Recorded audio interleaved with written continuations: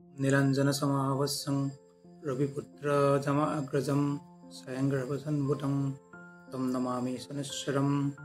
नमस्कार बন্ধুসকল, মোৰ YouTube channel এষ্ট্ৰ'চৰবিলাকলৈকে স্বাগতম জনাইছোঁ। আৰু আগষ্ট মাহৰ আজি মই মকৰ ৰাশিৰ বিষয়ে কিছু চমুকৈ আলোচনা কৰিম। আগষ্ট মাহটো কেনে যাব, গতিকে আজি মকৰ ৰাশিৰ যদি মই চাওঁ, দ্বিতীয়ত আছে শনি, তৃতীয়ত আছে ৰাহু, পঞ্চমত আছে মংগল আৰু বৃহস্পতি, ষষ্ঠত আছে চন্দ্ৰ, সপ্তমত আছে ৰবি, অষ্টমত আছে বুধ আৰু শুক্ৰ, নৱমত আছে কেতু। এইকেইটা ৰাশিত এইকেইটা গ্ৰহ বহি আছে যিহেতু আগষ্ট মাহৰ 1 তাৰিখে। আৰু আগষ্ট মাহৰ 23 তাৰিখে শুক্ৰ সঞ্চাৰ হ'ব আৰু শুক্ৰ সঞ্চাৰ হৈ কন্যা ৰাশিত প্ৰৱেশ কৰিব। আগষ্ট মাহৰ 5 তাৰিখে বুধ যিহেতু কৰ্কট ৰাশিত কিছু বক্ৰী হ'ব। আৰু যদি চোৱা যায় এইটো ৰাশিৰ অধিপতি হৈছে শনি। শনি আছে দ্বিতীয়ত, এইটো কেন্দ্ৰপতি দ্বিতীয়ত আছে। আৰু স্বাস্থ্য যদি চোৱা যায়, স্বাস্থ্যাধিপতি শনি যিহেতু দ্বিতীয়ত থাকিলে কিছু শুভ ফল প্ৰদান কৰে, কিন্তু শনিৰ 4 চলি থকাৰ কাৰণে কিছু ৰুৰা অশুভ ফল প্ৰদান কৰি আছে। আজি 3-3.5 বছৰৰ পৰা, গতিকে শনিৰ কিছু প্ৰতিকাৰ কৰাটো বহুত দৰকাৰ। শনি যিহেতু 4 চলি আছে, 4 থাকিলে কিছু অসুবিধা হৈ থাকে, স্বাস্থ্যৰ ক্ষেত্ৰত কিছু অশুভ। যদি আমি চাওঁ দ্বিতীয় ধনস্থানত বহি আছে শনি। দ্বিতীয় দ্বাদশত থাকিলে শনিয়ে কিছু অশুভ ফল প্ৰদান কৰে, গতিকে শনিৰ ক্ষেত্ৰত কিছু প্ৰতিকাৰ কৰিবলগীয়া। তৃতীয়ত আছে ৰাহু, তৃতীয় ষষ্ঠ একাদশত ৰাহু কেতু থাকিলে অতি শুভ, গতিকে অধিপতি বৃহস্পতি হিচাপেও যিহেতু অৱস্থানত বহি আছে। চতুৰ্থ যদি চোৱা যায়, প্ৰাইমেৰী শিক্ষাৰ অধিপতি হৈছে মংগল। মংগল যিহেতু উচ্চ শিক্ষাত বহি আছে, গতিকে মংগলৰ কাৰণে অতি শুভ।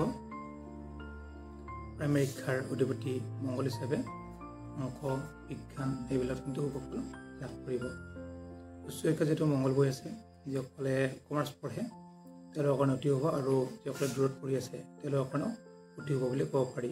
আৰু লগতে বৃহস্পতি আছে, যিহেতু বৃহস্পতি হৈছে গুৰু যিহেতু বৃহস্পতি উচ্চ শিক্ষাৰ গৃহত বহি আছে, গতিকে গুৰু সহায় সদায় লাভ কৰিব, গুৰুৰ পৰা সহায় লাভ কৰিব, গতিকে অতি শুভ বুলি ক'ব পাৰি।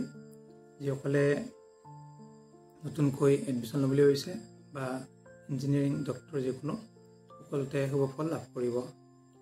স্বাস্থ্যত চন্দ্ৰ আছে, চন্দ্ৰ যিহেতু বহুত দিন নাথাকে, গতিকে স্বাস্থ্যৰ ক্ষেত্ৰত বহুত অশুভ বুলি ক'ব নোৱাৰি, কিছু প্ৰথম 5 দিনমান কিছু অশুভ থাকিব।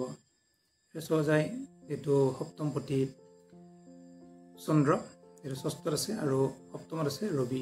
এইটো ৰবি সপ্তমত আছে, সপ্তমত ৰবি কিছু অশুভকাৰক হয়, এইটো কেন্দ্ৰ হ'লেও কিছু অশুভ থাকিব ৰবিৰ কাৰণে, গতিকে ৰবিৰ সৰু সুৰা প্ৰতিকাৰ কৰিব। অধিপতি চন্দ্ৰ হিচাপে কিছু শুভ।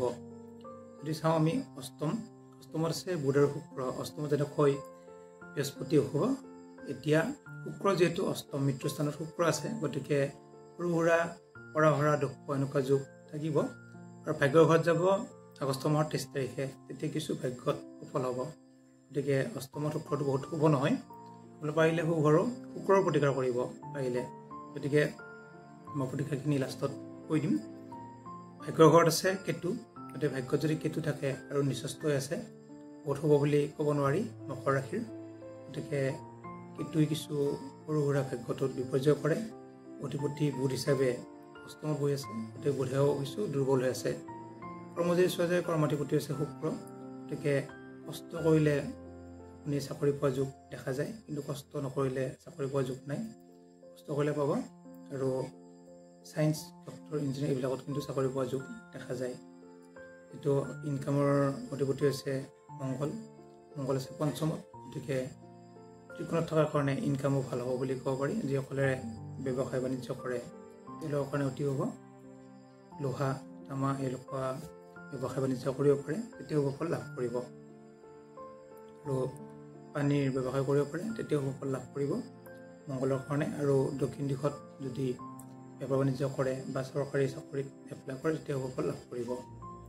আৰু চোৱা যায় ইনকামৰ অধিপতি হৈছে বৃহস্পতি যিহেতু পঞ্চমত আছে, গতিকে ইনকাম ক্ষেত্ৰতো শুভ বুলি ক'ব পাৰি। তেনেকুৱা ইনকাম আহিব, টকা পইচা অহা যোগ দেখা যায়। খৰচৰ অধিপতি শনি হিচাপে যিহেতু শনি আপোনাৰ ধনস্থানত আছে, গতিকে টকা পইচাৰ ক্ষেত্ৰত কিছু অকণমান অশুভ সৃষ্টি হ'ব, অলপ টকা পইচা মাৰা যোৱা বা এনেকুৱা চান্স দেখা যায়। গতিকে যিসকলৰ টকা পইচা পোৱা বা পাবলগীয়া আছে অকণমান অপেক্ষা কৰিব লাগিব। এতিয়া যদি আমি শুক্ৰ যিহেতু 23 তাৰিখে আগষ্ট 23 তাৰিখে সঞ্চাৰ হ'ব, তেতিয়াও শুক্ৰৰ অলপ প্ৰতিকাৰ কৰিব লাগিব। আৰু বুধ যিহেতু বক্ৰী হ'ব, বক্ৰী হ'লে বুধৰ প্ৰতিকাৰ কৰিব লাগিব। এতিয়া প্ৰতিকাৰ হিচাপে চালে আপুনি শনিৰ প্ৰতিকাৰ কৰি থাকক, সেইটো গোটেই বছৰটো কৰিব লাগিব। আপোনাৰ যিহেতু শনি চাইজতে চলি আছে, সেইকাৰণে কিছু অশুভ চলি আছে। আৰু যদি চোৱা যায় প্ৰতিকাৰ হিচাপে বিশেষ প্ৰতিকাৰ নাই। ৰবি 16 আগষ্টৰ পৰা কিছু শুভ ফল প্ৰদান কৰিব, বৰ্তমান যিহেতু অশুভ আছে। আৰু 15 আগষ্টৰ পৰা 16 আগষ্টৰ পৰা আপোনাৰ ৰবি যিহেতু সঞ্চাৰ হ'ব 15 ৰাতি 16 বুলি ধৰিলোঁ, এতিয়া আপোনাৰ অষ্টম যাব যদিও নিজৰ ঘৰত থাকিব, চৌকি থাকিলে কিছু শুভ ফল প্ৰদান কৰে। গতিকে এইখিনি চালে থুলমূলকৈ আপুনি ৰবি প্ৰতিকাৰ আৰু যেনেকুৱা শুক্ৰ প্ৰতিকাৰ কৰিব, তেতিয়া শুভ ফল লাভ কৰিব। আৰু যিসকলে নতুনকৈ আহিছে মোৰ চেনেলটো ছাবস্ক্ৰাইব কৰি থ'ব, নতুন নতুন ভিডিঅ'বোৰ পাই থাকিব। আৰু যদি কিবা সুধিবলৈ থাকে আপোনালোকে সুধিব পাৰে। ধন্যবাদ।